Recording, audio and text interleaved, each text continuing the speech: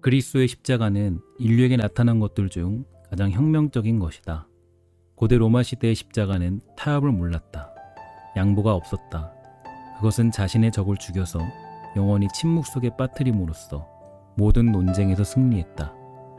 그것은 그리스도까지도 자신의 희생물로 만들었다.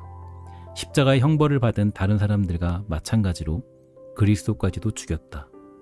사람들이 그분을 십자가에 못 박아 매달았을 때 그리스도는 살아계셨지만 6시간 후 그분을 십자가에서 내릴 때 그분은 이미 숨을 거둔 상태셨다. 기독교의 역사 속에서 처음 나타난 십자가는 바로 그런 것이었다. 그리스도께서 죽은 자 가운데서 부활하셨을 때 사도들이 나아가 그분의 메시지를 전했는데 그들이 전한 것은 바로 십자가였다. 넓은 세상 그 어느 곳을 가든지 간에 그들은 십자가를 지고 갔으며 그들에게서는 동일한 혁명적 능력이 나타났다. 십자가의 철저한 메시지는 다수의 사고를 변화시켰다. 십자가의 철저한 메시지 때문에 그는 기독교를 박해하던 사람에서 기독교를 진심으로 믿고 전하는 사도로 바뀌었다. 십자가의 능력은 악한 사람들을 선한 사람들로 변화시켰다. 그것은 이교의 오랜 속박을 깨버렸고 서양 세계의 도덕적 및 정신적 태도를 완전히 바꾸어 놓았다.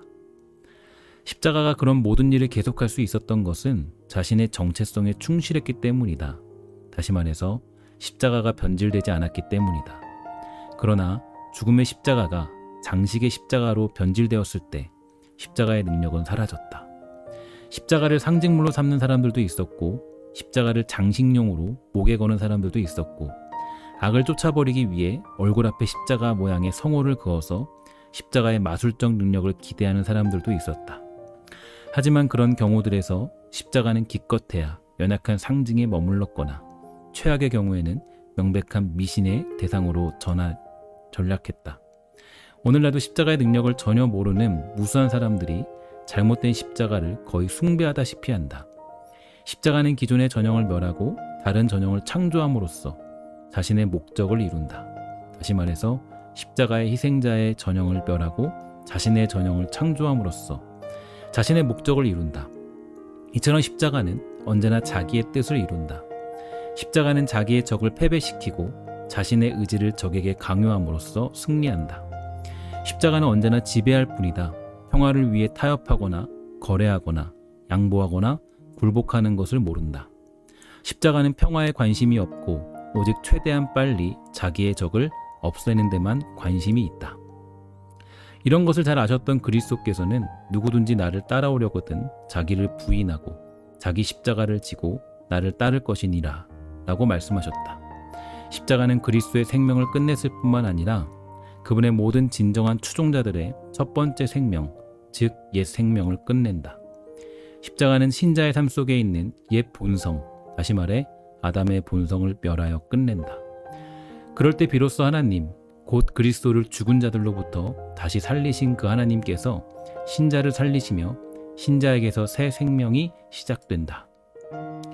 바로 이것이 진정한 기독교이다. 이것이 아닌 다른 것은 참된 기독교가 아니다. 이런 기독교는 오늘날 많은 복음주의자들이 믿는 기독교와 완전히 다른 것이다. 나는 참된 기독교를 양보할 생각이 조금도 없다. 십자가는 사람들이 마음속에 품고 있는 기독교에 대한 이런저런 견해들보다 높이 우뚝 서 있다. 그들의 견해는 결국 십자가 앞으로 나와 심판을 받아야 한다. 세상적 방법으로 교회를 이끌고 가려는 얄팍한 교회 지도자들은 연애오락에 열광하는 젖먹이 성도들, 즉 성소에서조차 재미있게 즐기려는 교인들의 비위를 맞추기 위해 십자가의 엄격함을 완화시키려고 할 것이다. 하지만 그렇게 하면 영적 재앙이 닥칠 것이고 어린 양께서 사자처럼 돌변하여 진노하실 것이다. 우리는 십자가에 대해 결단해야 한다. 그런데 십자가에 대해 우리가 할 수 있는 것은 둘 중 하나인데 하나는 십자가를 회피하는 것이고 다른 하나는 십자가 위에서 죽는 것이다. 만일 십자가를 회피하는 어리석은 선택을 한다면 우리는 우리 조상의 신앙을 포기하고 기독교를 부정하는 셈이 된다. 그럴 경우 우리 입에서 나오는 구원이라는 말은 공허한 언어에 불과할 것이다. 우리가 참된 십자가에서 떠난다면 그 능력이 우리에게서 떠날 것이다. 우리가 지혜로운 자라면 예수님처럼 할 것이다. 다시 말해서 십자가를 참고 견딜 것이고 십자가 너머에 있는 즐거움을 위하여 십자가의 부끄러움을 개의치 않을 것이다. 그렇게 하기 위해서는 우리의 삶의 방식 전부가 끝없는 생명의 능력 안에서 깨어지고 다시 세워지도록 우리의 삶을 그분께 넘겨드려야 한다. 그렇게 할 때 우리는 십자가가 단순히 시의 소재나 감미로운 찬송가의 주제나 고상한 감동의 대상에 불과한 것이 아님을 알게 될 것이다. 십자가는 우리의 삶 속으로 침투해 들어와 극도의 고통을 줄 것이고 우리를 아끼지 않을 것이며 우리가 소중히 갖고 온 우리의 명성도 아끼지 않을 것이다. 십자가는 우리를 굴복시키고 우리의 이기적인 삶을 끝장낼 것이다. 그럴 때 비로소 우리는 생명의 충만한 가운데서 다시 일어나 선행으로 가득한 전혀 새롭고 자유로운 삶의 방식을 만들어갈 수 있을 것이다. 정통 기독교를 믿는다는 현대 신자들에게서 우리가 십자가에 대한 달라진 태도를 보게 되는 것은 무슨 이유 때문인가? 하나님께서 변하셨기 때문인가? 그렇지 않다. 그리스도께서 십자가를 지고 나를 따르라는 명령을 완화하셨기 때문인가? 그렇지 않다. 그것은 현재의 기독교가 신약 성경의 기준에서 떠났기 때문이다. 아주 멀리 떠났기 때문에 이제 교회의 신학과 삶에서 십자가가 제자리를 찾으려면 새로운 종교 개혁이 일어나야 할 것이다.